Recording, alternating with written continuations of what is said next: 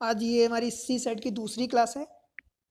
मैं पिछली क्लास में आपको 2022 के सी सेट यूपीएससी सीएसई 2022 के कुछ क्वेश्चंस कराया था।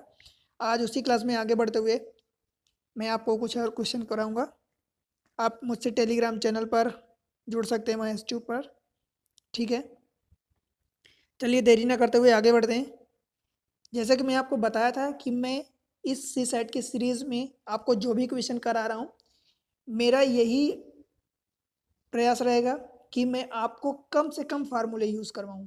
फार्मूले जितने कम से कम हो उतने आपको कम से कम फार्मूले बताऊँ। हाँ, जो रिक्वायर हो जाएगी कि अब उसके बिना नहीं होगा या उस फार्मूले से आपको क्वेश्चन बहुत बड़े क्वेश्चन को आप इजी तरीके से कर सकते हैं, मैं वहीं आपको फार्मूले बताऊंगा, ठीक है। और आपको इतना विश्वास दिलाता हूँ कि अगर आप मेरी इन सीरीज को क्वेश्चंस को पूरा फॉलो कर लेते हैं, इन पर बेस्ड आप कुछ प्रैक्टिस करेंगे, तो डेफिनेटली बता रहा हूँ कि आपका सी सेट तो किसी भी तरीके से रुक ही नहीं सकता। और मुझे उम्मीद है कि आप 100+ एटलीस्ट 100 तो आप 100 क्रॉस ही कर जाएंगे नंबर ऑफ मार्क्स में, ठीक है, सिविल सर्विस के सी सेट पेपर्स में। तो चलिए आगे बढ़ते हैं। आज का क्वेश्चन जो है पहला, देखिए हिंदी और इंग्लिश में मैं दोनों क्वेश्चन दोनों लैंग्वेजेस में आपको लगाए हैं। आपको जो सूटेबल लगे आप अपने अनुसार फेवर कर लें, ठीक है। मैं यहाँ हिंदी में या इंग्लिश में पढ़ूंगा, आप उनको अपने तरीके से पढ़ लें, वीडियो पॉज करें, समझाऊंगा। हमारा जो एक्सप्लेनेशन होगा वो आपको हिंदी में ही होगा, ठीक है। चलिए हिंदी में दिया है, वर्ण ABCD और E इस तरह व्यवस्थित किए गए हैं कि A और E के बीच यथास्थ दो वर्ण हैं। Means the letter ABCDE are arranged in such a way that there are exactly two letters between A and E. तो क्वेश्चन पूछा है how many such arrangement are possible. देखिए यहाँ पर लेटर कितने, 5 लेटर हैं, ABCD, 5 लेटर हैं, ठीक है। बोला है कि A एंड E के बीच 2 लेटर हैं, एग्जैक्टली 2 लेटर। तो सबसे पहले तो आप A अथवा E को अरेंज कर लीजिए, इनके बीच 2 लेटर हैं, ठीक है।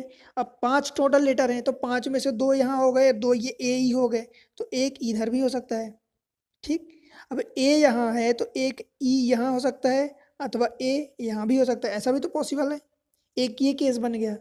दूसरा केस ये बना कि मान लीजिए कि मैं A 1 2 E को ले लिया, अथवा E को ले लिया 1 2 करके, यहाँ A को ले लिया, ठीक है।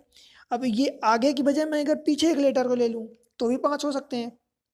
एक ये केस हो गया और दूसरा ये केस हो गया, ठीक है। अब समझ रहे हैं ना। अब देखिए ए और ई को तो हमने अरेंज कर दिया ये 4 तरीके से। अब कौन कौन से लेटर बचे, बी बचा, सी बचा और डी बचा, ये 3 लेटर बचे। अब इन 3 लेटर्स को इन 3 प्लेसेस पर फिल करना है अपने को, ठीक। तो 3 लेटर्स को यहाँ पर कोई रिपीटिशन, देखिए यहाँ पर क्या है कि आपको क्वेश्चन में बोला नहीं है कि रिपीटिशन अलाउ नहीं है, बट ये आपको समझना पड़ेगा कि रिपीटिशन यहाँ पर नहीं होगा। कैसे आपको समझ पाएंगे कि रिपीटिशन नहीं हो रहा है। देखिए ए और ई के बीच अगर वो 2 लेटर एग्जैक्टली बोल दिया है, मान लीजिए आप ई को रिपीट कर देते हैं, यहाँ पर कर देते हैं, या ए को रिपीट कर देते हैं, यहाँ कहीं कर देते हैं, तो फिर उनके बीच एग्जैक्टली 2 लेटर्स कहाँ बचेंगे। तो इससे आपको क्लियर हो रहा है कि रिपीटेशन अलाउ नहीं है, रिपीटेशन नहीं हो रहा है।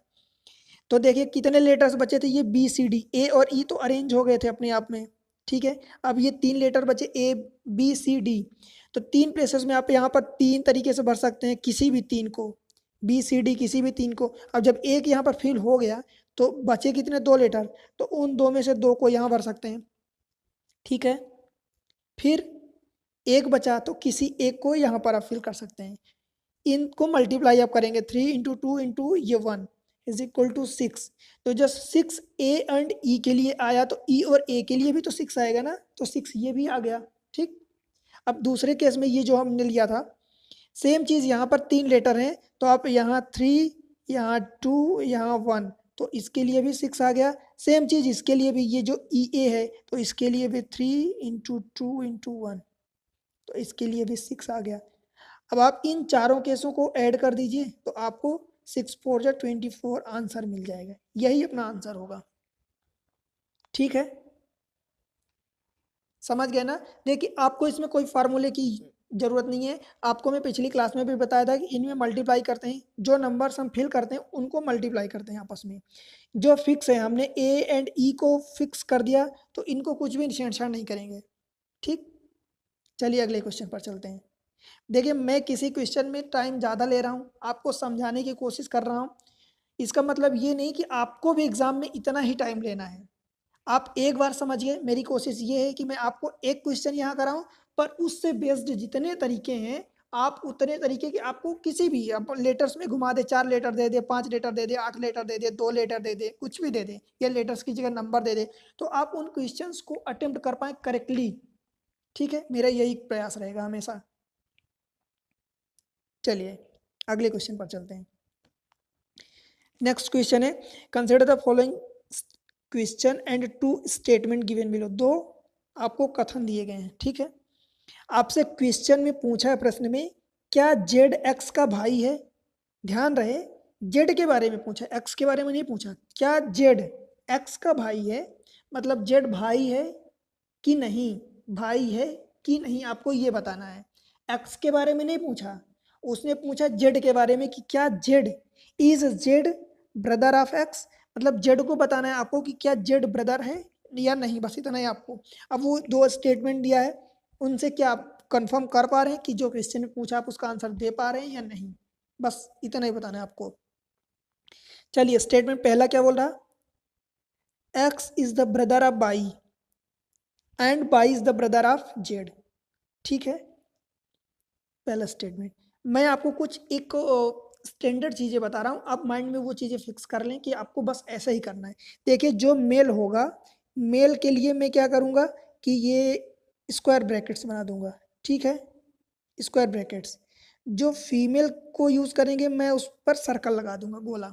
ठीक है, आप कोई और स्टैंडर्ड दे सकते हैं, आप इसको प्लस दे सकते हैं, इसको माइनस दे सकते हैं फीमेल को, या इसको उल्टा भी कर सकते हैं, आपके अनुसार है आप क्या करना चाहते हैं। पर आप जो भी करें एक फिक्स कर लें कि आपको यही करना है। यही करेंगे तो आपका फिक्स हो जाएगा कि आप जिस पर ये साइन या डिनोशन ये लगा रहे हैं, तो आप उसको मेल रिप्रेजेंट कर रहे हैं या फीमेल रिप्रेजेंट कर रहे हैं। मैं क्या करता हूँ, मेल के लिए ये स्क्वायर बनाता हूँ, फीमेल के लिए ये गोला सर्कल। ठीक है, तो क्या बोला था पहले स्टेटमेंट में, x is the brother of by and by is the brother of Z. देखिए पहले स्टेटमेंट में क्या बोला है, x is the brother of by, तो एक्स बाई का ब्रदर है। कौन ब्रदर है, एक्स, तो एक्स पर मैं स्क्वायर लगा दिया। And by is the brother of Z, तो बाई ब्रदर है किसका, जेड का। ठीक, तो बाई किसका, जेड का ब्रदर हो गया, एक्स बाई का ब्रदर हो गया। पर जेड के बारे में कुछ नहीं बोला, इसलिए मैं जेड को एज इट इज ऐसे ही रख दिया, ना तो स्क्वायर का लगाया साइन, ना ही सर्कल का लगाया। ये पहला स्टेटमेंट है। दूसरा स्टेटमेंट देखिए क्या कह रहा है, X Y and Z are sibling. ठीक है, एक्स बाई एंड जेड सहोदर भाई या बहन है। अब हिंदी में देखेंगे तो आपको क्लियर हो जाएगा, बट इंग्लिश में आपको शिवलिंग का मतलब समझना होगा। शिवलिंग का मतलब ये होता है कि सगे भाई या बहन। अब उसमें भाई भी हो सकते हैं, भाई को भी शिवलिंग कहते हैं, बहन को भी शिवलिंग कहते हैं। पर हिंदी में आप देखेंगे तो भाई या बहन ये दिया है, तो आप ये नहीं कह सकते क्लियर कि भाई ही है या बहन ही है। क्या है, एक्स बाई जेड आर शिवलिंग। अब शिवलिंग दिया है, ठीक है, तो कोई भी एक्स बाई जेड में कोई भी भाई हो सकता है, कोई भी बहन हो सकती है। ठीक है, कोई क्लियर नहीं है इस स्टेटमेंट सेकंड में। अब क्वेश्चन में आपसे क्या पूछा है कि क्या जेड एक्स का भाई है। अब आप खुद देखिए पहले स्टेटमेंट में, क्या आप जेड को बता रहे हैं कि एक्स का भाई ही है, क्या आप बता पा रहे हैं जेड के बारे में कि ये भाई ही है एक्स का, या बहन नहीं हो सकती क्या, अभी तो कंफर्म नहीं है, तो आप पहले स्टेटमेंट से नहीं बता पा रहे हैं क्लियर। सेकंड स्टेटमेंट से भी नहीं बता पा रहे हैं, क्यों, क्योंकि एक्स बाई जेड में किसी का भी जेंडर डिसाइड नहीं है, और हमें किसी से नहीं लेना, इससे नहीं लेना, हमें तो लेन देन इससे है, जेड से। ठीक है, तो जेड का जेंडर डिसाइड नहीं है, इसलिए हम तो सेकंड से भी नहीं बता पा रहे हैं। ठीक, तो इसलिए हमारा आंसर क्या हो जाएगा, both statement first and second are not sufficient. ठीक है, not sufficient to answer the question, correct है। चलिए आगे बढ़ते हैं। अगला क्वेश्चन है, on a on one side of a 1.01 kilometer long road, 101 plants are planted at equal distance from each other, ठीक है। what is the total distance between 5 consecutive plants? Hindi में भी लिखा है 1.01 किलोमीटर की सड़क के एक किनारे एक दूसरे से समान दूरी पर 101 पौधे रोपे गए हैं। 5 क्रमागत पौधों के बीच की कुल कितनी दूरी होगी? देखिए ये क्वेश्चन है तो अपने आप में ट्रिकी, पर आपको इजी लग सकता है, और जहां आपको थोड़ा सा इजी आप समझ गए इसको तो वहीं पर आप गलती कर देंगे, क्योंकि ऑप्शन ऐसे डिसाइड है। देखिए 50, 50.5, 40, 40.4 ऑप्शन ही क्वेश्चन को इजी अथवा डिफिकल्ट बनाते हैं, ठीक है। देखते हैं कितनी डिस्टेंस है टोटल। 1.01 किलोमीटर मीन्स मीटर में आप इसको कन्वर्ट करेंगे तो 101 मीटर हो जाएगा, ठीक है। पौधे कितने दिए गए हैं, पेड़ कितने दिए गए हैं, 101 प्लांट्स आर प्लांटेड। अब आप थोड़ा सा ये समझिए कि मान लीजिए कि मैं एक एग्जाम्पल ले रहा हूँ, कि मान लीजिए कि ये मैं एक सड़क बना दिया, इस पर एक छोटा सा एग्जाम्पल ले रहा हूँ। मैं 6 पौधे लगा रहा हूँ। ये पौधे हैं, एक प्लांट्स, दूसरा, तीसरा, ये चौथा, ये पांचवा, ये छठवां, ठीक है। 5 और 6, मैं 6 पेड़ लगा दिया, ठीक है।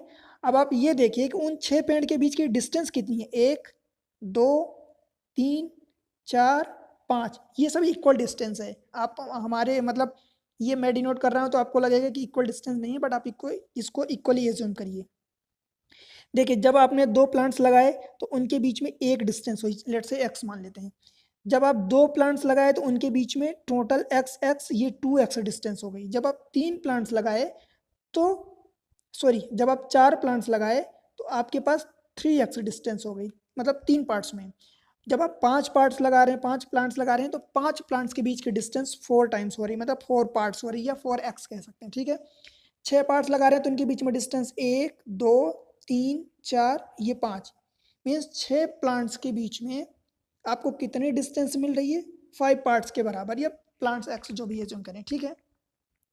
ऐसे ही 101 प्लांट्स लग रहे हैं तो अब आप यूं समझिए कि 101 प्लांट्स हैं तो उनके बीच की डिस्टेंस कितनी होगी, 101 माइनस 1 100 पार्ट्स के बराबर होगी, राइट। 100 पार्ट्स के बराबर होगी। यहीं पर यही ट्रिकी पॉइंट है कि कुछ लोग इसको 101 से डिवाइड कर देंगे। देखिए कुछ लोग इसको क्या कर सकते हैं, 1010 ये टोटल डिस्टेंस है, उसको 101 प्लांट से डिवाइड करेंगे, बट ये गलत होगा। क्यों? क्योंकि 101 प्लांट्स इक्वली डिस्टेंस पर लगाए गए हैं तो उनके बीच की डिस्टेंस कितनी होगी, 100, 101 माइनस 1 प्लांट्स के बराबर, मतलब कि 101 माइनस 1 प्लांट्स के बराबर होगी डिस्टेंस। मीन्स आप 101 डिवाइडेड बाय 100 आप करेंगे तो ये इक्वल पार्ट्स की लेंथ निकलेगी आपको, कि कितने डिस्टेंस पर वो ट्रीज लगाए गए हैं, प्लांट्स प्लांटेड किए गए हैं। तो ये कितना आएगा, ये 0 कैंसिल हो गया, ये 10 बचा तो डेसिमल यहाँ आ जाएगा, मीन्स 10.1। ये एवरी प्लांट्स के बीच के डिस्टेंस होगी, ठीक है। अब आपसे देखिए क्वेश्चन में क्या पूछा है। क्वेश्चन में पूछा है what is the total distance between 5 consecutive plants. जो 5 लगातार कंसेक्यूटिव प्लांट्स हैं उनके बीच के डिस्टेंस आपसे पूछा है, ठीक है। अब आप ये सोचिए कि जब एक पार्ट्स की डिस्टेंस इतनी हो गई तो 5 पार्ट्स की कंसेक्यूटिव डिस्टेंस कितनी होगी। जैसे ये एग्जांपल दिया था आपको, तो ये मैं 6 प्लांट्स दिया था, तो 6 प्लांट्स के बीच की डिस्टेंस 5 पार्ट्स थी, ठीक है। 6 प्लांट्स के बीच की डिस्टेंस 5 पार्ट्स थी, तो 5 प्लांट्स के बीच की डिस्टेंस कितनी होगी, 4 पार्ट्स होगी, ठीक है। 4 पार्ट्स, तो 4 पार्ट्स में आप इसको 4 से मल्टीप्लाई कर दीजिए। जितनी एक पार्ट्स के डिस्टेंस निकली थी 10.1 मीटर, उसमें आप 4 का मल्टीप्लाई करेंगे तो ये क्या आ जाएगा, 40.4 मीटर, ठीक है। ये 40.4 मीटर आएगा आंसर इसका। ऑप्शन इतने क्लोज हैं कि मोस्ट ऑफ द स्टूडेंट या तो 40 टिक किए होंगे या 50 टिक किए होंगे, बट ये आंसर गलत है। देखिए इस पर भी ठीक है, मैं भी एक क्वेश्चन पेपर उठाया हूँ, सॉल्व किया हुआ, उसी में से है। तो आंसर आपका एक्चुअल में ये होगा 40.4 मीटर, ठीक है। समझ गए ना।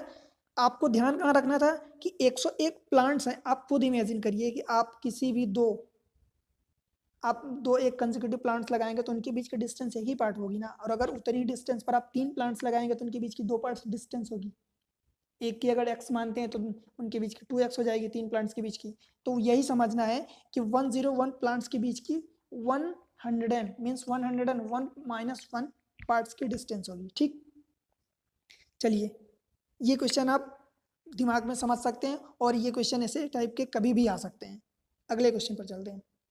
देखिए अगला क्वेश्चन है ABCD 3 प्लेसेस। चलिए हिंदी में पढ़ लेते हैं इसको। ABC 3 स्थान इस प्रकार हैं कि A से B के लिए 3 भिन्न रास्ते हैं, B से C के लिए 4 भिन्न रास्ते हैं और A से C के लिए 3 भिन्न रास्ते हैं। इन रास्तों का प्रयोग करके कोई व्यक्ति कितने भिन्न मार्गों से A से C तक पहुंच सकता है। ठीक, देखिए ABC are 3 places such that there are 3 different road from A to B। ये रहा A, ये रहा B। इसके लिए 1 2 3 रोड है A से B के जाने के लिए। ठीक, ये 3। ठीक है, 4 different roads from B to C। B से C के लिए जाने के लिए 4 डिफरेंट रोड हैं, 2 3, ये रही 4। ठीक है, and 3 different road from A to C। A से C के लिए जाने के लिए 1 2 और ये 3 रोड है। ठीक, अब आपको ये बताना है in how many different way one can travel from A to C। A से C में एक बंदा कितने तरीके से ट्रेवल कर सकता है। देखिए अगर वो इस रास्ते को अपनाता है तो A से B कितने तरीके से जा सकता है, 1 2 3 तरीके से। B से C 4 तरीके से, तो ये क्या हो जाएगा 3 इंटू 4। अब आप कहेंगे कि मैं 3 इंटू 4 क्यों किया, 3 प्लस 4 क्यों नहीं किया, आपके मन में ये क्वेश्चन आ सकता है। तो चलिए उसका सोल्यूशन ढूंढता हूँ। पहले इसको देखिए, A से C तक पहुँचने के लिए 3 इंटू 4 तरीके हो गए। मैं इसको एक्सप्लेन करता हूँ आपको। A से C तक डायरेक्ट अगर चला जाए इस रास्ते को अपना के तो 3 तरीके, तो यहाँ पर ये 3 तरीके, 3 वे हो गया, तो ये टोटल 15 हो गया। ठीक, चलिए मैं इसको एक्सप्लेन करता हूँ आपको कि 3 इंटू 4 क्यों किया। देखिए मान लीजिए कि अगर A से B में ये 3 रास्ते हैं, मान लीजिए वो पहले रास्ते से A से B तक पहुँच गया। ठीक, A से B तक पहले रास्ते से पहुँच गया, तो अब B से C तक पहुँचने के लिए उसके पास 4 तरीके हैं, पहली रोड से, दूसरी रोड से, तीसरी रोड से, चौथी रोड से। ठीक, तो अगर पहली रास्ते से यहाँ तक पहुँचा तो 4 तरीके हैं। ठीक, ये 4 हो गए। दूसरे रोड से अगर यहाँ तक पहुँचा होता, मान लीजिए B तक ये दूसरी रोड से पहुँचा होता, तो भी तो उसके पास 4 तरीके थे, तो ये फिर 4 तरीके ऐड हो जाते। अगर ये तीसरी रोड से गया होता B तक, तो भी तो उसके पास फिर 4 तरीके थे, तो फिर ये ऐड हो जाता। तो या तो आप 4 4 4 को 3 टाइम्स ऐड करें या 4 इंटू 3 कर दें इजी वे में। ठीक है, और ये यहाँ से डायरेक्ट 3 तरीके से तो जा ही रहा 3 वे में, तो ये आंसर आ गया 15 वे। ठीक है, ये आंसर है। आप ये भी समझ लीजिए इस क्वेश्चन को करने के लिए आपको कुछ और भी दे सकता है, हो सकता है इसी टाइप के क्वेश्चन आ सकते हैं। हो सकता है C से D कुछ दे दे, वहाँ बोल दे कि 5 वे में जा सकता है D के लिए, तो आप क्या करेंगे 3 इंटू 4 इंटू 5 उनको मल्टीप्लाई कर देंगे। अगर कोई एक्स्ट्रा वे दिया है तो आप जानते हैं कि जहाँ एंड आता है तो जनरली हम वहाँ पर एंड के लिए हम क्या करते हैं प्लस करते हैं। तो यहाँ पर एंड दिया है कि A से C के लिए 3 वे में जा सकते हैं, तो इसलिए आप इसको ऐड कर दीजिए। ठीक, तो ये आंसर आ गया। चलिए अगले क्वेश्चन में चलते हैं। क्वेश्चन नंबर ये सेट ए का 28 है, बट मैं क्या है कि आपको केवल रीजनिंग और मैथ्स के क्वेश्चन करा रहा हूँ, उसी के बेसिस पर मैं आपको बोल रहा हूँ कि आप 100 तो क्रॉस ही कर जाएंगे। आपको क्वालिफाई करने से, C सेट को क्वालिफाई करने से कोई नहीं रोक सकता। ठीक, देखिए A एंड B के पास कुछ सिक्के हैं। A है, सॉरी B नहीं, A has some coin, he give half of the coin and 2 more coin to B. B give half of the coin and 2 more coin to C. C give half of the coin and 2 more coin to D. ठीक है, the number of coin B has now is smallest 2 digit number. आप जानते हैं क्या smallest 2 digit number क्या होता है? 2 digit का सबसे स्मॉलेस्ट नंबर क्या होता है? 10 होता है। अगर इसी को मैक्सिमम बोल दिया होता 2 डिजिट का सबसे बिगर नंबर तो 99 हो जाता। ठीक, how many coin does A have in the beginning. A के पास बिगिनिंग में कितने कॉइन्स थे ये पूछा है। मान लीजिए कुछ और पूछा होता तो फंडा तो यही है सॉल्व करने का तरीका, बट उसमें क्या करते हम कि हमें क्या कैलकुलेट करना उस पर जाते। मान लीजिए कि ए के पास इनिशियली एक्स कॉइन थे। ठीक है, ए ने बी को कितने कॉइन दे दिया? आधे, हाफ प्लस 2। तो ए के पास एक्स थे तो इसका हाफ कितना होगा? 2 होगा, हाफ x/2 होगा, प्लस 2 और दे रहा है। ठीक है, ध्यान रहे आपको एक्स के बारे में स्टार्टिंग में पूछा और डी के पास जितने बचेंगे कॉइन, ठीक है, डी के पास जितने कॉइन बचेंगे उसको मिनिमम 2 डिजिट नंबर बोला है। हमें कुछ और नहीं निकालना कि अब एक्स के पास कितने बचे। बाय द वे हमसे ये पूछा होता है कि एक्स पास कितने बचे, तो एक्स के पास सॉरी ए के पास, तो मान लीजिए कि ए के पास जब एक्स स्टार्टिंग में थे उसने इतने कॉइन दे दिए बी को, तो एक्स पास रिमाइनिंग कितने बचेंगे, x/2, एक्स में से x/2 चला गया -2, मीन्स एक्स में से आप इतने को माइनस कर दीजिए तो ये ए के पास इतने रिमाइनिंग बचेंगे। बट ये आपसे नहीं पूछा क्वेश्चन में। मैं आपको ये चीज़ इसलिए बता रहा हूँ कि क्वेश्चन में जरूरी नहीं कि डी के पास ये पूछा है ये बताया, हो सकता है कि वो बोल देता कि सी के पास कितने कॉइन आखिरी में बचे, वो 10 थे या 99 थे या कुछ और दे देता, ठीक है, इसलिए मैं आपको ये चीज़ें बता रहा हूँ। बी क्या करता है, अब आगे बढ़ते हैं। बी क्या करता है कि सी को अपना जितना इसके पास है उसका हाफ +2 और कॉइन, तो इसका हाफ कितना हो जाएगा x/4 प्लस ये 1, यही हाफ होगा इसका, +2 कॉइन और दे देता है, ठीक है, ये दे देता है सी को, तो सॉरी, तो सी के पास इतने कॉइन हो गए, इतने। अब सी क्या करता है, इसका हाफ फिर से दे देता है डी को +2, तो x/4 का हाफ कितना हो जाएगा x/8, 3, ये 1 + 2 3, 3 का हाफ कितना हो जाएगा 3/2, +2 कॉइन और दे देता है +2। ये मिनिमम 2 डिजिट नंबर है, बस ये इक्वेशन आपको सॉल्व करनी है, एक्स की यहाँ से वैल्यू निकालनी है। देखिए इस 2 को उधर ले जाएंगे तो ये कैलकुलेशन है, आप सिंपल कर सकते हैं। इस 2 को उधर ले जाएंगे तो ये कितना हो जाएगा 8 बचेगा, ठीक है, मैं अगले पेज में कर देता हूँ। ये रहा x/8 प्लस 3/2 प्लस 2 = 10, तो ये रहा x/8 प्लस, इन सबको उधर ले जाइए, = 10 - 2, ये 8 बचा और ये 3/2 प्लस है तो उधर गया तो -3/2, 2 8 जा 16 - 3 13/2, ठीक है, 13/2। इस 2 से इस 4 को काट देंगे तो 4 बचा, तो ये 4 का इधर मल्टीप्लाई हो जाएगा तो x = 13 4 जा 52, 13 चौको 52, ठीक। अब अपने से x की वैल्यू पूछा है कि वो x स्टार्टिंग में a के पास कितना था, a के पास हमने कितना माना था, x माना था, तो x = ये 52, यही तो आपसे पूछा है क्वेश्चन में कि शुरू में a के पास कितने सिक्के थे, तो ये 52 आंसर हो गया, ठीक है।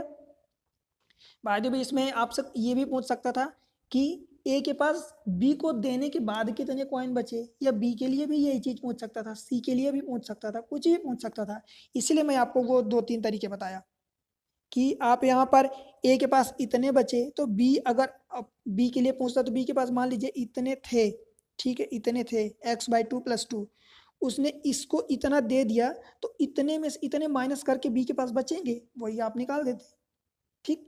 तो डिपेंड करता है कि क्वेश्चन में क्या पूछ रहा है, ये तो मैं तरीका आपको बता दिया कि एक्स के पास इतने थे, ठीक है।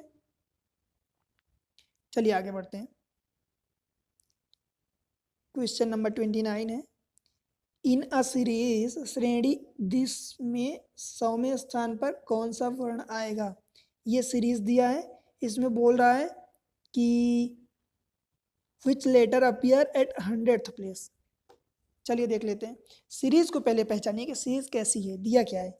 इसमें आप देखेंगे तो AA, BA, BCA आप ऐसे बनाएंगे तो सीरीज को समझेंगे तो शायद आपको एक नज़र में ना दिखे, आप सीरीज को और देखिए अच्छे से। देखिए क्या दिया है, पहले तो ए देखिए, ए दिया है, उसके बाद AB दिया है, ठीक है, फिर उसके बाद ABC दिया है, फिर उसके बाद ABCD दिया है, फिर उसके बाद ABCDE दिया है। मतलब क्या हो रहा कि ए है, फिर AB है, फिर ABC है, फिर ABCD है, फिर ABCDE है, उसके बाद ABCDEF होगा।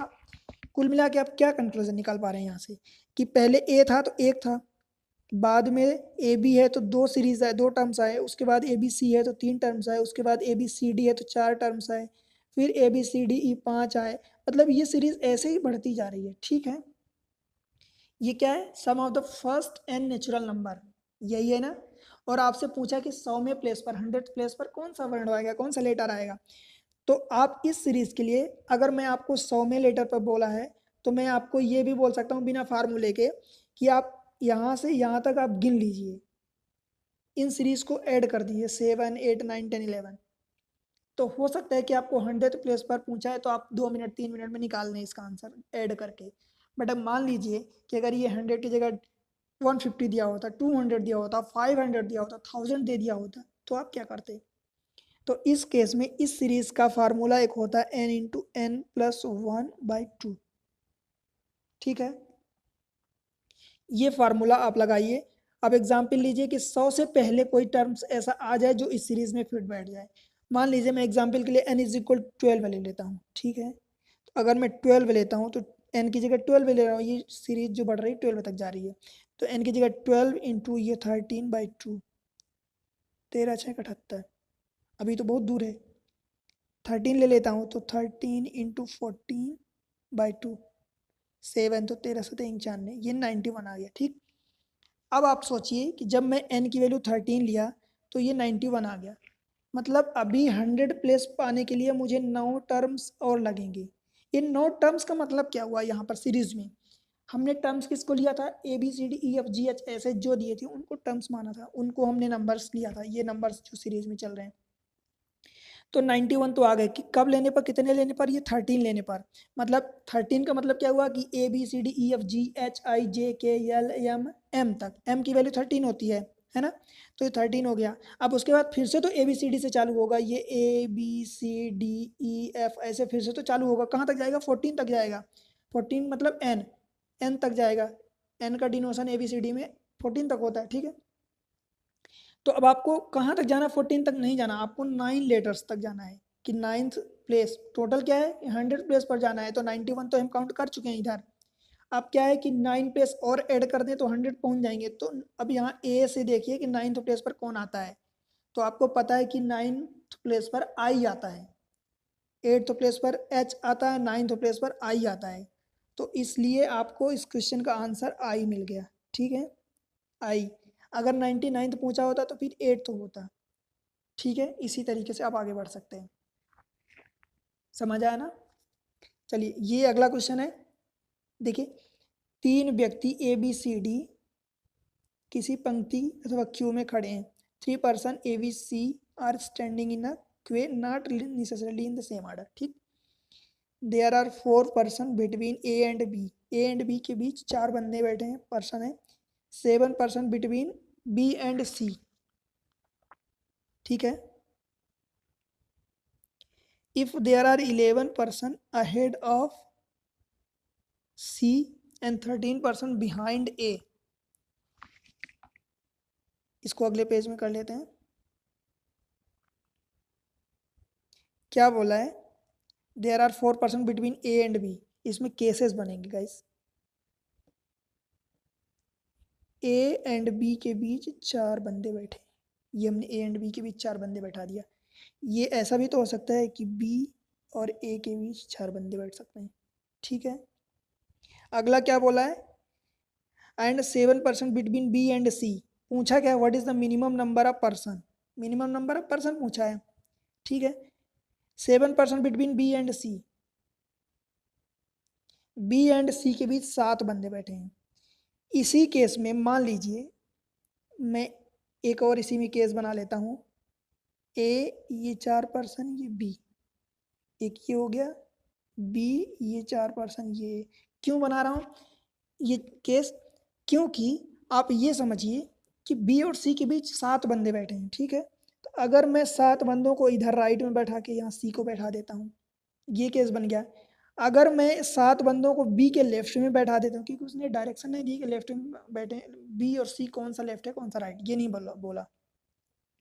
तो अगर 7 बंदे मैं इधर लेफ्ट में बैठाता हूँ, 4 इधर हो गए बीच में, ये 1 5, 2 और बचे, तो ये B और C के बीच 7 आदमी बैठ गए। ठीक है, 7 person between B and C। ठीक है, सेम चीज जो इधर की है आप इधर भी तो कर सकते हैं। B एंड C के बीच 7 बंदे बैठ गए, अथवा B और C के बीच इधर 4 5 2 7, ये 7 हो गए B एंड C के बीच। ठीक है, इतना क्लियर है? अगला स्टेटमेंट क्या बोला है? If there are 11 person ahead of C and 13 person behind A। मतलब A के पीछे 13 आदमी हैं और C के आगे 11 हैं। ठीक है, क्या है? C के आगे 11 आदमी हैं। अब देखिए, C के आगे 11 है, तो 11 बोला है ना, if there are 11% ahead of C. हाँ, तो 7 1 8 4 12, सी के आगे 12 तो यहीं हो गए, ये ए मिला के 13 हो गया, और इसने बोला कि 11 ही आगे हैं, तो ये तो केस हट गया पहले। ठीक, इसमें देखिए 2 1 3 4 3 7, 2 7 1 8, 2 1 3 4 3 7 1 8, तो 3 और बैठा दिया, 8 3 11 हो गए। अभी ये करेक्ट है। इसमें देखिए, तो अगर इसके बाहर मैं 11 आदमियों को बैठाता हूँ, ये हो जाएगा। ठीक, और 13 आदमी ए के पहले बैठे हैं, तो ए के पहले देखिए ये 2 1 3 और ये 8 और बैठा दिया। ठीक है, इसमें 13 बैठा दिया, ये ए के पहले कितने हो गए, 13 बोला है ना, तो 8 1 9 और ये 2 11, ये 10 हो जाएगा। ठीक है, तो ए के पहले कितने बैठे हैं, तो 2 1 3 और 10 3 13, ए के पहले 13 इधर आ गए, ये तो कैसे ही हट गया। इसमें देखिए, तो सी के आगे कितने हैं, 11 आदमी, तो ये मैं 11 बैठा दिया। ए के पहले कितने हैं, तो ए के पहले 4 1 5, टोटल 13 है, तो ये कितना हो गया, 5 और 8, ये 8 हो गया, 8 5 13। अब क्वेश्चन में आपसे पूछा क्या है वो देखिए, 3 केस बन गए, एक केस हट गया, 3 केस बचे। What is the minimum number of person in the क्वे। अब देखिए मिनिमम ऑप्शन में क्या दिया, 22 दिया, 32 दिया, 28 दिया, 32, इनमें से मिनिमम 22 तो हो सकता है, क्योंकि मिनिमम ऑप्शन में 22 है, 22 से नीचे तो कोई हो ही नहीं सकता, है ना, क्योंकि 22 से मान लीजिए कि अगर अपनी श्रृंखला में, सीरीज में, क्वे में हमने 20 मेंबर्स बैठा दिए, 20 मेंबर्स की सीरीज होगी, पर 20 तो ऑप्शन में ही नहीं है, मतलब 20 से नीचे, तो मतलब 22 से नीचे तो हो ही नहीं सकता जो इनमें मिनिमम है। पर जरूरी नहीं है कि जो इसमें ऑप्शन में मिनिमम दिया है वही अपना आंसर हो जाए, ये जरूरी नहीं है, ये आपको समझना पड़ेगा। ठीक है, देखिए चलिए गिनते हैं, इस सीरीज में मिनिमम कितने हैं, 13, एक 14, 4 18, 18 हो गए ना, 19, 19 7 26, एक 27 और 11, ये कितने हो गए, 38 हो गए, इसमें 38 हो गए। इस सीरीज में कितने, 10 11 2 13, एक 14 4 18, एक 19 3 22, इसमें 22 हो गए। इसमें कितने, 8 1 9 4 13, एक 14 2 16, एक 17 और 11, 17 11 28। अब आप गिन लीजिए, देख लीजिए कि मिनिमम कितने हैं। मिनिमम पूछा है तो मिनिमम आप बता दीजिए 22, अगर इसी मैक्सिमम पूछा होता तो 38 आंसर हो जाता। ठीक है, तो आपको क्या करना है, आपको तरीके फॉलो करना है, जो क्वेश्चन बोला आप उसको करते जाइए, आंसर आपका डेफिनेटली आ जाएगा। जो पूछ रहा है आप वो आंसर बता दीजिए, मिनिमम पूछा तो ये, मैक्सिमम पूछा होता हो ये। ठीक है, क्लियर है, ये हो गए। आगे बढ़ते हैं, question number 35, how many seconds in the total are there in the X week, X day, X hour, X minute and X second. आपसे यही पूछा है, एक्स सप्ताह, एक्स दिन, एक्स घंटे, एक्स मिनट, एक्स सेकेंड में कुल कितने सेकेंड्स हैं। ठीक है, आपसे सेकेंड पूछा है। अब आप आंसर देखेंगे तो सब में एक्स एक्स एक्स लगाया है। इन एक्स का मतलब ये नहीं है कि वो एक्स एक डिजिट के रूप में नहीं है, कि वन, जैसे पहला ऑप्शन जो दिया है 11580 एक्स, तो एक्स का मतलब ये नहीं कि आप एक्स की वैल्यू सपोज 5 ले लेंगे तो 0 के बाद 5 आ जाएगा, नहीं, वो एक्स का यहाँ मल्टीप्लीकेशन है, आप यूँ समझिए। ठीक है, एक्स का यहाँ मल्टीप्लाई है, मीन्स 11580 इंटू एक्स दिया है, तो एक्स का मतलब तो आप ये समझिए कि 5 5 भी हो सकता है, 25 भी हो सकता है।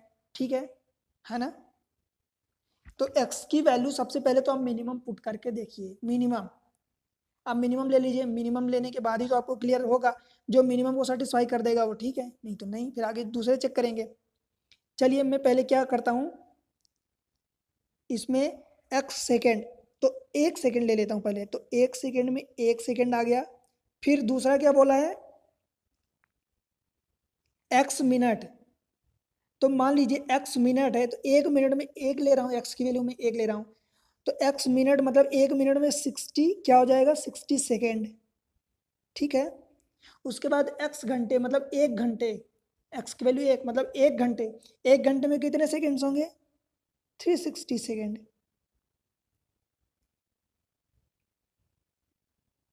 क्या ये सही है? नहीं सही है गाइस, ये 3600 सेकेंड होंगे। कैसे?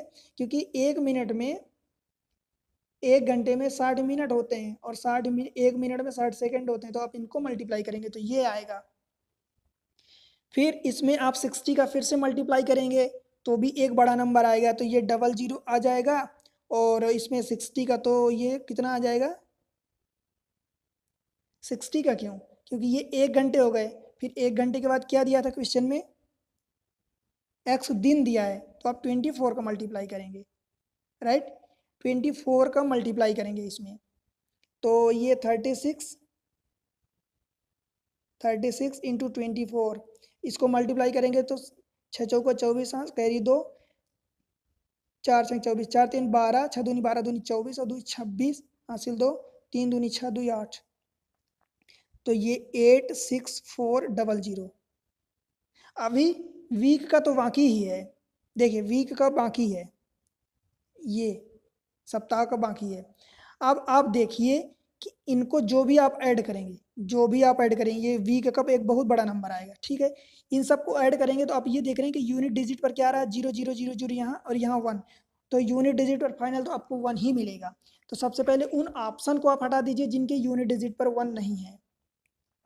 देखिए इसके यूनिट डिजिट पर 0, तो ये ऑप्शन चला गया, ठीक है? ये ऑप्शन हट गया, ये ऑप्शन हट गया। अब क्या बचा यूनिट डिजिट पर? 2 में 1 1 बचा, ठीक है? 2 में ऑप्शन में बी एंड डी में 1 1 बचा। अब आप देखिए इधर कि यहाँ पर ये 86,000, ये 86,400, ये 3,661, तो 86,000 से तो ऊपर ही आएगा। अभी ये वीक का तो जोड़ना बाकी है, तो ये बहुत करोड़ों में नंबर आ जाएगा। और इधर जो दूसरा ऑप्शन बी दिया है, यहाँ पर क्या दिया? 11,581, ये तो एक बहुत छोटा सा नंबर हो गया है ना। और उसमें अगर एक्स अभी वीक का तो ऐड करना बाकी है, मतलब ये एक बहुत बड़ा नंबर आएगा, और ये बहुत बड़ा नंबर यही इन दोनों में से है, डी आंसर। क्योंकि बी तो 11,581, वो 86,000 से ऊपर तो अभी है, उसमें वीक का ऐड करना बाकी है, तो एक बहुत बड़ा नंबर आएगा। इसलिए इन दोनों में अगर आपको सेलेक्ट करना है तो इसको आप, अब ये नहीं कि आप कैलकुलेट करने फिर 1 हफ्ते का, जब आपको समझ में आए कि वो बिना कैलकुलेट किए आंसर गलत ही हो जाएगा या आंसर आएगा ही नहीं, तभी आप उतना कैलकुलेट करें। क्योंकि आपको अगर कैलकुलेट करने बैठ गए 4 5 मिनट, तो इसी में आपके मल्टीप्लिकेशन में ही टोटल ऐड करने में ही लग जाएगा, ठीक है? इसलिए आपका आंसर ये, आप इसको टिक करके आगे बढ़ें। अगला क्वेश्चन है, P Q R S T are the 6 member of a family. R is the spouse of U, Q, ठीक है? U is the mother of T and S is the daughter of U. चलिए इसको आगे बढ़ के solve करते हैं।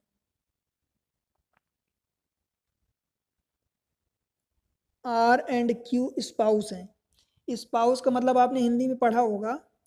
देखिए स्पाउस का मतलब ये होता है कि या तो हस्बैंड भी हो सकते हैं या वाइफ भी हो सकती हैं। स्पाउस का मतलब क्लियर नहीं है कि वो तो, या तो वो हस्बैंड ही होगा या वाइफ ही होगी, कोई भी हो सकते हैं दो में से।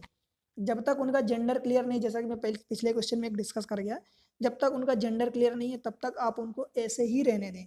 कोई आप नॉमिनेशन ना करें कि ये मेल होगा या फीमेल होगा। हाँ, एक चीज़ और ध्यान रखना कि नाम से भी आपको आपको मान लीजिए कि कोई ऐसा नाम दिया जो आपको लगे कि ये मेल है, तो नाम से आप ये मत सोच लेना कि ये मेल ही होगा, और ये लगे कि फीमेल है तो फीमेल ही होगा, कुछ भी हो सकता है। तो नाम से भी आपको नहीं जाना जब तक आप उनका जेंडर क्लेरिफाई ना कर लें, ठीक है? क्या दिया है? P R and Q are spouse. U is the mother of T and S is the daughter of U. U is the mother of T. U इनमें से अभी नहीं पता, तो U अब देखते हैं। U is the mother of T, तो U का जेंडर असाइन कर दिया, इसलिए मैं सर्कल लगा रहा हूँ। U is the mother of T. T के बारे में अभी कुछ भी नहीं बोला है, ठीक है? And S is the daughter of U. S is the daughter of U. S क्या है? U की daughter है, तो S का जेंडर daughter है, इसलिए जेंडर असाइन हो गया, फीमेल है, ठीक है? P's daughter is T and R son is P. P की daughter T है, ठीक है? P की daughter T है, तो अब आप ये T है क्या है? P की daughter है, तो ये daughter है, इसलिए इस पर हमने सर्कल लगा दिया। किसकी डाटर है? पी की। तो पी, अब आप सोचेंगे तो पी की डाटर है तो पी तो ऊपर ही आएगा ना, एक जनरेशन ऊपर, तो पी ऊपर हो गया। अब अगर ये भी देखिए, क्या था, टी की ये मदर थी यू, अगर ये मदर है और इसकी, तो ये डाटा ये सन हो सकता है, ठीक है। और इस स्टेटमेंट से ये पता चल गया कि टी क्या है? फीमेल है, और ये इसकी डाटर है, मतलब ये क्या होगा? फादर होगा। ये मदर क्यों नहीं हो सकता? क्योंकि मदर तो ऑलरेडी आ गया है, मतलब ये दोनों क्या हो गए? स्पाउस हो गए, पी एंड यू। ठीक, क्लियर है इतना? अब आगे बढ़ते हैं। R son is P, R का सन पी है, आर का सन। अब देखिए आर यहाँ था, अब ये स्पाउस तो हैं दोनों आपस में, है ना, पर ये नहीं पता था कि ये कौन से में है, मतलब कौन से जनरेशन में। मान लीजिए एक जनरेशन ये हो गई, एक जनरेशन ये हो गई, एक ये हो गई, तो अब ये आर एंड क्यू कौन से जनरेशन में थे ये अभी तक नहीं क्लियर था। बट इस स्टेटमेंट से अब ये क्लियर हो रहा कि आर का जो पी है वो सन है, तो ये तो मेल तो पहले से ही है।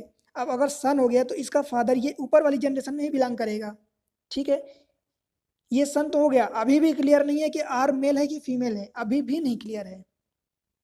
एक स्टेटमेंट और दिया है, there are two couples in the family, मतलब इस परिवार में दो दंपति हैं, मतलब दो दंपति मतलब कि दो मियाँ बीवी हैं। एक ये कपल्स हो गए, अब ये तो सिस्टर सिस्टर हो गई ना, इसकी ये भी बेटी ये भी बेटी, तो ये दोनों सिस्टर हो गए, ठीक है। तो ये कपल्स तो हो नहीं सकते, तो यही कपल्स होंगे ना, तो एक ये कपल्स हो गए, एक ये कपल्स हो गए। अब आपको ऑप्शन में चलना है। Q is the grand father of T, Q is the grand father of T, Q is the grand father of T. देखिए ग्रैंड तो है, बट ये नहीं डिसाइड है कि ये फादर है कि मदर है। आर एंड क्यू का कुछ भी डिसाइड नहीं है कि वो फादर है या मदर है, ठीक है। Q is the grand mother of T, तो ये भी नहीं हो सकता, ये भी नहीं हो सकता कंफर्म, ये भी नहीं हो सकता, क्योंकि दोनों क्लियर नहीं है, ठीक। R is the mother of P, इसको देखते हैं। R is the mother of P, क्या आपको पता है ये बेटा है, ये तो कंफर्म है पी, पर ये नहीं पता कि आर मदर है या फादर है, तो ये भी स्टेटमेंट गलत हो गया। अब जब पहले तीन स्टेटमेंट गलत हो गए तो चौथा तो सही होगा ही सही, फिर भी चेक कर लेते हैं।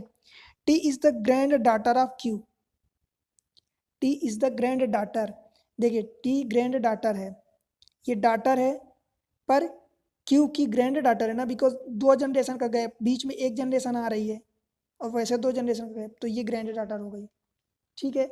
मतलब ये कह सकते हैं कि सबसे यंग ये है, उसके बाद ये है सेकंड, उसके बाद ये, ठीक है। तो यहाँ से इस तरीके से ये क्वेश्चन हो गया। इस टाइप के क्वेश्चन को आप ऐसे ही करिए, पिछले क्वेश्चन में भी आपको यही बताया था और इस क्वेश्चन में भी यही है, कि जब भी आपको ऐसा लगे कि ये जेंडर वाले हैं तो बस आप मेल फीमेल आप असाइन कर लें, और उनकी जनरेशन को आप देख लें अकॉर्डिंग टू स्टेटमेंट कि वो जो भी दिया है कैसे किस टाइप से दिया है, ठीक। चलिए अगले क्वेश्चन पर पढ़ते हैं। क्वेश्चन नंबर 37, ठीक है। किसी राज्य के 3 शहरों पी क्यू आर के बारे में नीचे दिए गए 2 कथनों पर विचार कीजिए, ठीक है। शहर पी शहर क्यू से कितनी दूरी पर, ये आपको बताना है, ठीक है ना, मतलब सिटी पी एंड क्यू कितनी दूरी पर है। City Q is 18 kilometres from the city R, मतलब क्या दिया है, क्यू एंड आर के बीच दिया है डिस्टेंस, पहले स्टेटमेंट 18 किलोमीटर, ठीक है। दूसरे स्टेटमेंट में क्या दिया है, city P is 43 kilometre from the R, तो पी एंड आर के बीच दिया है डिस्टेंस 43 किलोमीटर, ठीक है, 43 किलोमीटर। आपसे क्वेश्चन में क्या पूछा है, how far is city P from Q, P and Q के बीच की दूरी पूछा है।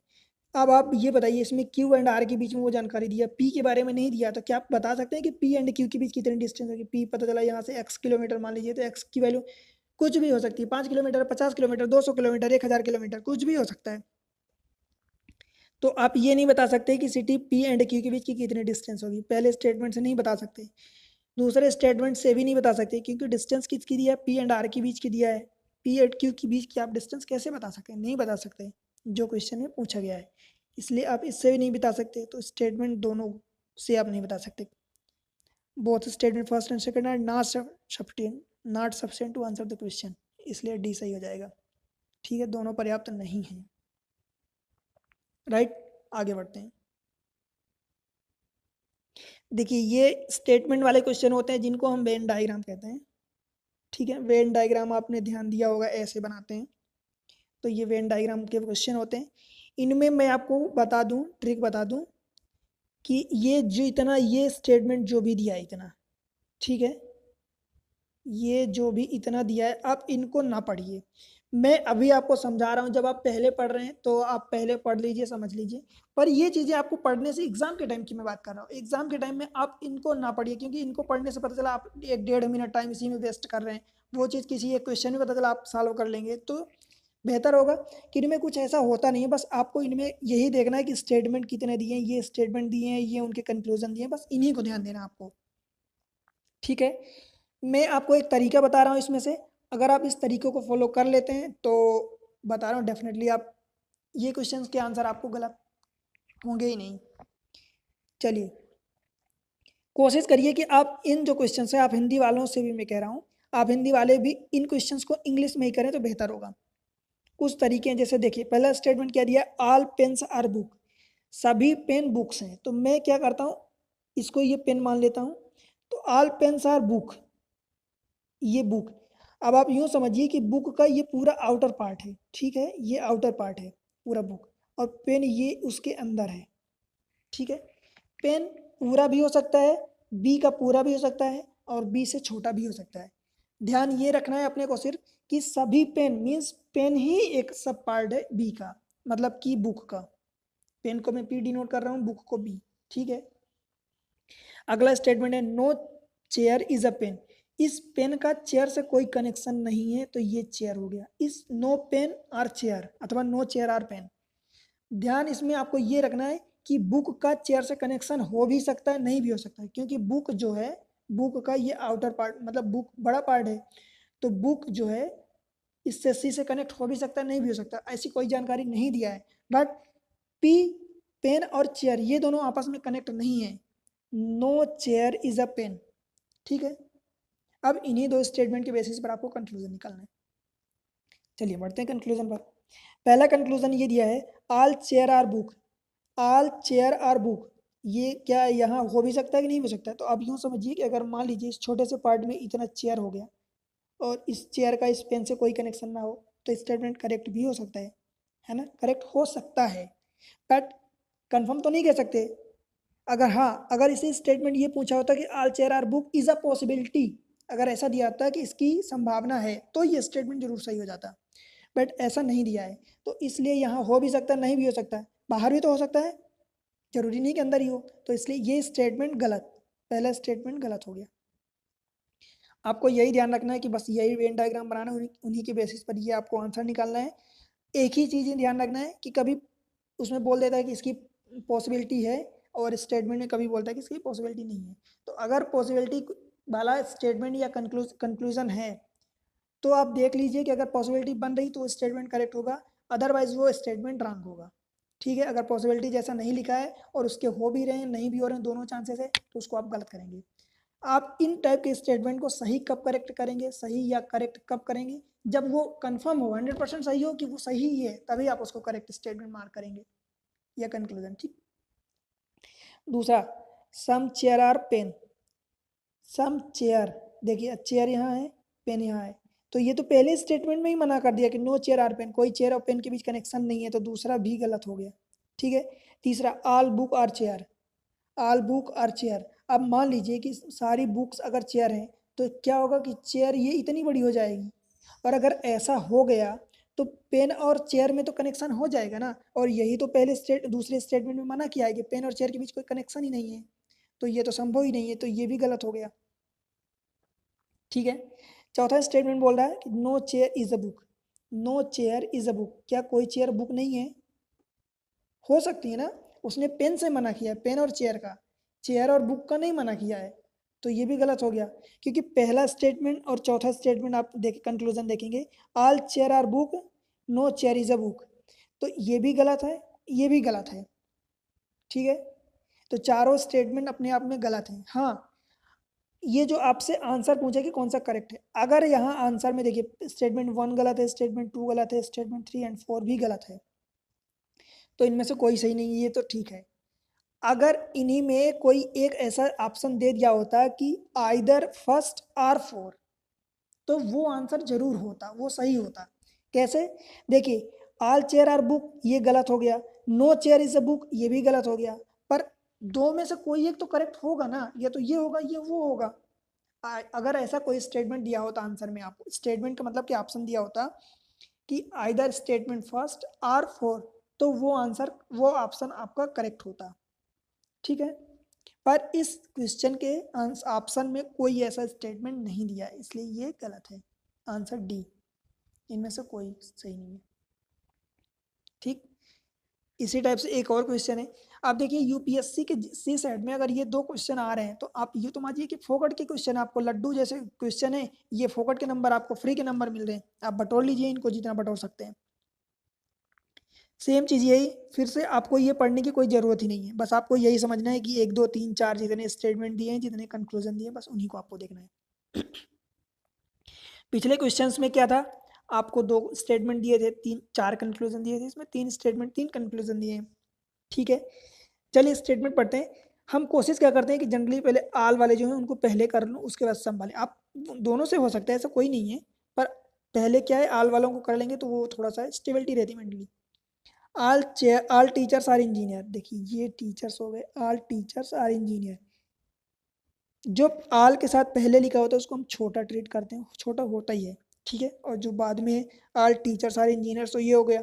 ठीक है, सारे टीचर्स इंजीनियर हैं, सभी टीचर्स इंजीनियर हैं, तो सभी टीचर्स इंजीनियर के अंदर आ गए ना।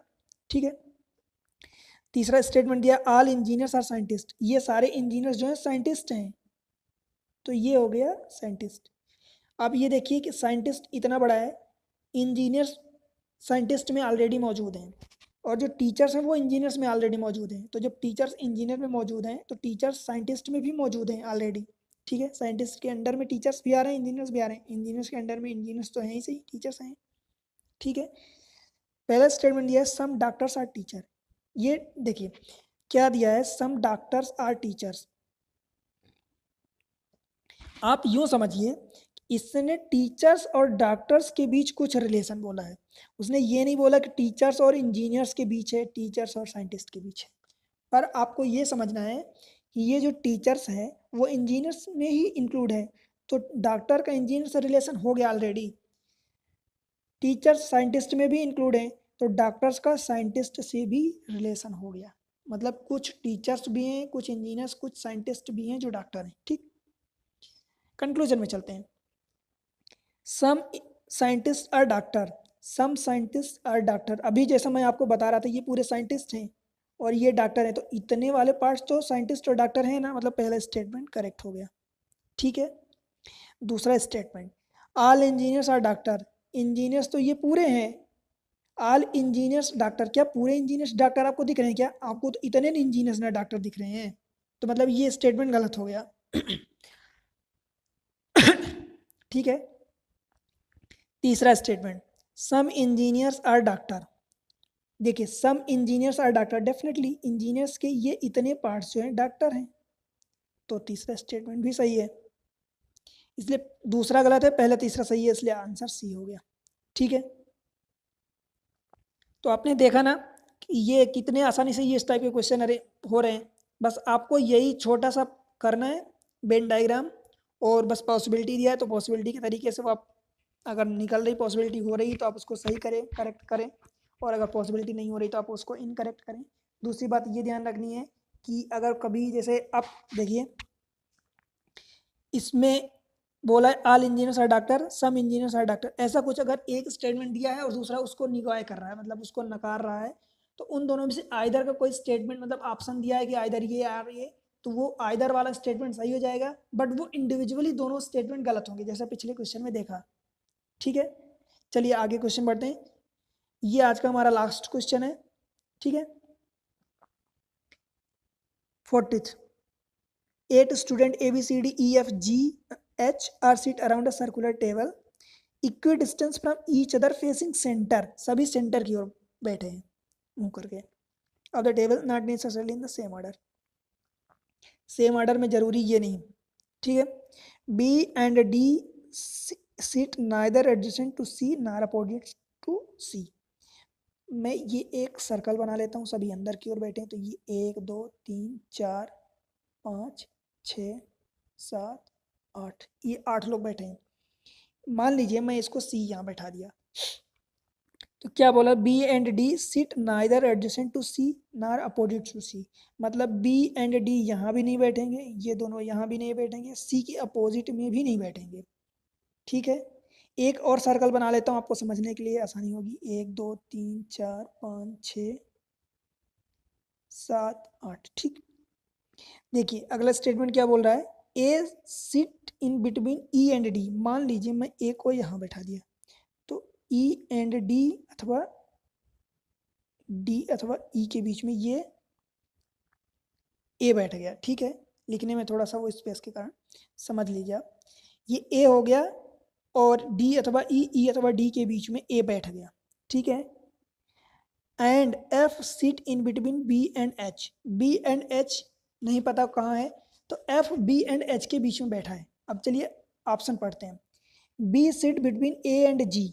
अब आप देखिए कि ए यहाँ बैठा है, अगर मान लीजिए मैं जी को ज़्यादा से ज़्यादा कहाँ बैठा सकता हूँ, ज़्यादा ए के क्लोज यहाँ बैठा सकता हूँ या यहाँ बैठा सकता हूँ, तो बी कहाँ बैठेगा इन दोनों के बीच, ई एंड डी, इधर भी ई एंड डी, तो उनकी तो जगह ही फिक्स है, तो ए एंड जी के बीच बी तो कहीं आ ही नहीं सकता ना। तो ये आंसर, अब स्टेटमेंट गलत हो गया। ठीक है, option C sit opposite to G. अब आप ये बताइए कि देखिए इसमें जैसे डी बी एंड डी यहाँ नहीं हो सकते, यहाँ नहीं हो सकते, तो क्या बी एंड बी डी और सी के अलावा क्या अभी इतने हैं, 5 बचेंगे, तो क्या 5 में से क्या कंफर्म आप कह सकते हैं कि सी ही यहाँ बैठेगा और सी के अपोजिट में जी ही बैठेगा? क्या नहीं कह सकते, तो ये भी गलत हो गया। ठीक है, ई सिट अपोजिट टू एफ।